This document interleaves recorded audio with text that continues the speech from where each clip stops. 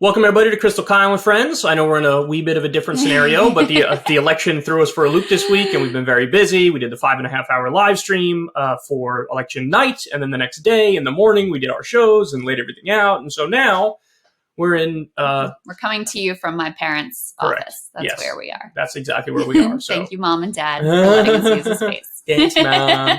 Mom, come pick me up. Just hoping she will make us a sandwich afterwards. Yes. She does make the best sandwiches. Yeah, she probably will do that. Anyway, so got an awesome show for you guys today. We're going to be talking to Marianne Williamson.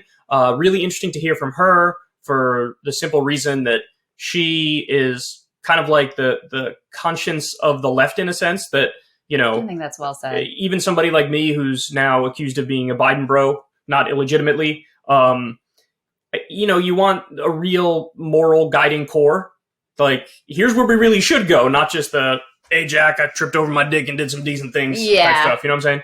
Definitely. So anyway, I'll be interested to hear her critiques of the Democrats, her praise of why the election ended up the way it ended, and her thoughts on Republicans as well. So it should be fun. Yeah, absolutely. I think that's all really well said. I mean, Marianne is always sort of encouraging everyone to think on a higher level and aspire to more, aspire to what we actually could achieve and what people deserve. So great to hear from her. All right. So before we get into that, though, let's take a minute to talk about all these direct ballot initiatives that happened on election night, because I think this is massively underreported.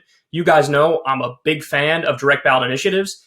Basically what that is direct democracy at the state level where people vote on very specific issues. And as I tell you, about 80% of the time, people will vote for the position that I think is the most reasonable. Yeah. So it gives me a lot of faith in individuals. There's a lot of good ones here on specific issues. People who you might think are too far gone in the culture war or partisan hacks when it comes to specific politicians, all of a sudden that goes away when you talk about specific issues, and they're like, yeah, I agree with you on that. Yeah. So it's a positive thing. So go ahead. I know you got a list. Okay, I got a whole bunch of these from CNN, and a bunch of these aren't decided yet, including this first one. This one is interesting. So in Arizona, they voted on enacting stricter voter ID requirements, like making it harder to vote, basically. But it was close. 50. And right now, that's losing.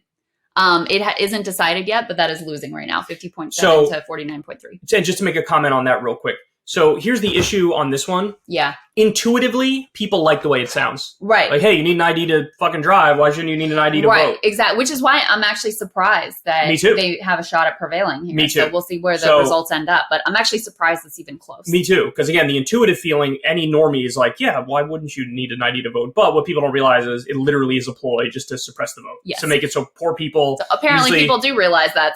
Half of voters in Arizona realize it. But yeah, the idea behind it, as I'm sure you guys know, is it takes time, it takes money to take time out of your day to go get an ID. Sometimes they want a specific kind of ID, which is even more difficult, and that suppresses usually the votes of low-income people. So anyway, all right, continue. Okay, so we had a mixed bag on marijuana legalization. They voted on it in Arkansas, and it failed. They voted on legalizing recreational marijuana in Maryland, which we drive through all the time, and it passed quite handily. 65.5%. to 35, so that's nice. That is great. They voted on it in Missouri, legalizing recreational marijuana, and the Show Me State went with yes on that one. So marijuana wins the ballot initiative in Missouri, and then the other two were, I believe, North Dakota and South Dakota, lost in North Dakota. It lost in both of those. But there's only 8 people who live there, though, so the vote was 5-4. Yeah, so there you go. I mean, if that's how they want to live, I guess I'm going to. Oh wait, 5-4 is 9. There were 9 people who lived there. Whatever. Anyway, it lost in South Dakota and in North Dakota. Okay. There were 5 abortion measures on the ballot in states as varied as California and Kentucky, and I think there was one in Montana. There was definitely one in Michigan, and then there was one somewhere else that I'm forgetting about. And in every single instance, the pro-choice position won. So in California, they actually have now enshrined into their state constitution a constitutional right to abortion. I think that was the one that went the furthest. And again, it's not close.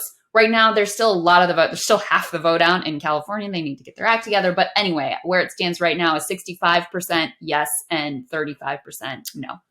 Healthcare. Give them the healthcare one. I love this. All right. Because I made a prediction. At least as of right now, my prediction looks pretty solid. Here we go. Okay. Oregon, Measure 111. Establish a right to health care. Let me read you This measure would amend the state constitution to ensure affordable healthcare access balanced against a requirement to fund schools and other essential services. So a yes vote supports the state ensuring affordable healthcare access. A no vote opposes the state ensuring affordable healthcare access. And again, this would be a right in the state constitution to healthcare.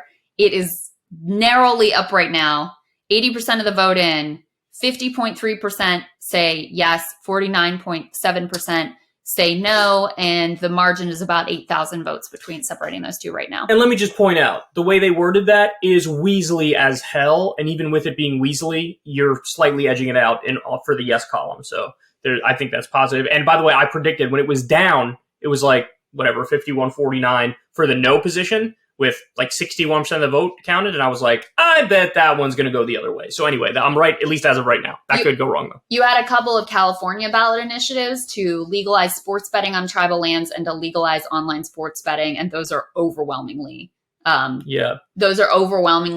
actually failing. My guess is the specifics of those are yikesy. Like, usually when they do this, they have like a monopoly in mind and only specific people can benefit from it. Maybe, but you should be able to gamble online. It's total bullshit. Connecticut wants to allow early voting. That passed pretty easily. In Iowa, this one's not good. They established a state constitutional right to bear arms. You have a federal constitutional right to bear arms. Why would you add it to the double state? Check. Just want to make sure. This is the Kentucky abortion amendment. Here we go. Marijuana in Maryland, Michigan abortion. Okay, I have one while you're looking for more. No, I got another one here. Right. In Michigan, they also voted to expand voting access and policies. So what's interesting... Fucking commies. And I'm just noticing this trend right now, but at the same time that there was a mass rejection of election-denying, like, anti-democracy candidates, there was actually a really strong performance for pro-democracy ballot initiatives. So you have the voter ID thing in Arizona, maybe failing. You have expanding voting access and policies in Michigan. There was another state, I think it was like Connecticut, that also is expanding early voting and access. So those are positive things. Let me give everybody my favorite one. Okay. I can't hold this back anymore. Massachusetts did a direct vote on a tax on the ultra rich. Okay, so this is the way it would work. A 4% tax on incomes over $1 million a year to fund education and transportation. Amazing. Okay. So again, the way a marginal tax rate works, just so everybody knows, is everything over that million line is taxed at 4%. Okay. Okay. 52, so millionaire's tax. 52-48, it passes. Nice. I love it. I fucking love it. It's beautiful. Yeah, it's beautiful. Yeah. It's beautiful. Any others I'm thinking off the top of my head? There was a minimum wage one. So Nevada voted to up their minimum wage to $15 an hour. I mean, based. Nebraska. Even more based. It's Nebraska. 60-40, not really close at all. Nevada upped it to $12 an hour. That one's not officially called yet, but the margin looks good. That's gonna pass. Solid. It was like $9.50, right? And they just made it $12, I think. Is that what happened? I don't know if it says it there, but I think I read that elsewhere. DC actually passed a ballot initiative that would get rid of the tipped minimum wage. I've been calling for that forever. Totally in favor of that. Apparently, I think what I had read about that is voters had actually passed that ballot initiative before, and then the city council overturned it. Why can they shouldn't be able to do that? This is what the voters voted for. But anyway, so I don't know if they might do that ultimately again. So I think those were some of the big ones. I know another one. Okay. I know another one that I was excited about, which is that in in Illinois, they amended their state constitution to guarantee a right to collective bargaining and basically ban the ability to make the state a quote unquote right to work state, which is of course anti-union legislation. Yes. That was one that I was super psyched about. And there was a state, I don't remember what state it was, but it was about psychedelics, like legalizing certain psychedelics. Stop right there for the firearm one in a second. Yeah. But legalizing certain psychedelics, and that... I think that was Colorado. And that was ahead. They were ahead for yes on psychedelics. Yes. So you got pro-minimum wage stuff, pro-union stuff, pro-taxing the rich stuff, pro-psychedelic stuff. Pro-democracy. Like I said, like 80% of the time, the right position wins. And then, I think the gun one's the last one. This is close on this one. In Oregon, with 82% of the vote in, you've got a measure to require a permit to buy firearms and to ban high capacity magazines. So this like gun safety legislation. and it's narrowly up 50.8 to 49.2. So that could go the other way. We don't know yet. Yeah, so it's up by about like 25,000. Does it say what right percentage now. is in? It doesn't say that. 82%. Oh, 82%. Yeah, that could flip the other way. Depending on what's still out. If you had asked me beforehand, would Oregon vote for permit to buy firearms and ban on high-capacity magazines? The high-capacity magazines, I would have said yes. The permit to buy firearms, I wouldn't have thought that would pass. Yeah, I mean, Oregon's kind of rural. It's kind of rural. Right. It's a blue state, but it does have a large, very rural population. So mixed bag there. Man, imagine, Krystal, if every time we voted for president, you got to vote on like 5 issues directly. Do you realize how far advanced this country would be? I actually almost forgot one of the best ones. What's that? Nevada might be voting to institute ranked choice voting in open primaries, which would be fantastic. And that would help, for people who are like third party supporters and excited, like that would make it possible that you could actually vote for the candidate in the party that you really believed in, right, and not just have to do the lesser evil and not worry about the spoiler effect. So it could create a lot more options in our democracy. Think of the downsides with direct democracy and compare it to the downsides of our shitty system now. Like, the downsides of direct democracy are so much less. And by the way, you can protect against virtually all the downsides with a constitutional direct democracy. So you take everybody's rights, you put the rights off the table, and everything else you can vote on. I'm such a stan for that. I get so triggered when anybody disagrees with me on this, because it's like, look at the results. Look at the results. Well, the results are phenomenal. I mean, this is Mike Gravel. Like, that's what he wanted another branch of government. To really be the people's branch in this, where you vote on. Yeah, had some of the most innovative ideas about how you could invest more power in the people. And I mean, to me, that is the ultimate definition of populism. It's not all this like fake culture war posturing nonsense that people take it as, but it really comes down to like an actual faith in democracy, an actual belief in your fellow citizens to be able to sort through complicated issues and like govern themselves.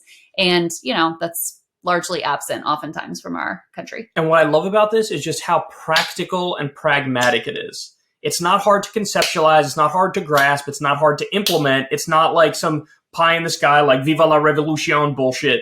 This is super practical and pragmatic. It's like, hey, you just go and vote directly on the issue, and whatever happens, that's what we implement. Hooray! Yeah, I'm not saying that the bureaucracies aren't going to be hard to work with, like to try to create the healthcare situation in Oregon or wherever it was. Like, yeah, that's going to be work, and that's why you have bureaucrats to do certain things, right? But in terms of like how to get the right answers and go down the right path, like this is the easiest way to do it. It's such a constitutional direct democracy, baby. That's my shit. Listen, that's my joint. It has. It's not perfect. You're not always going to get the answers that you want, but it has a lot more to recommend it than the current way that we're doing things. Most of the time, it's going to go the right way.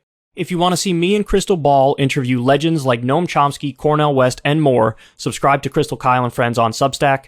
$5 a month gets you the video version a day early. Remember, we take 0 ad dollars for this podcast. Or you can sign up on Substack for free and get the audio version a day later. Link in the video description box below.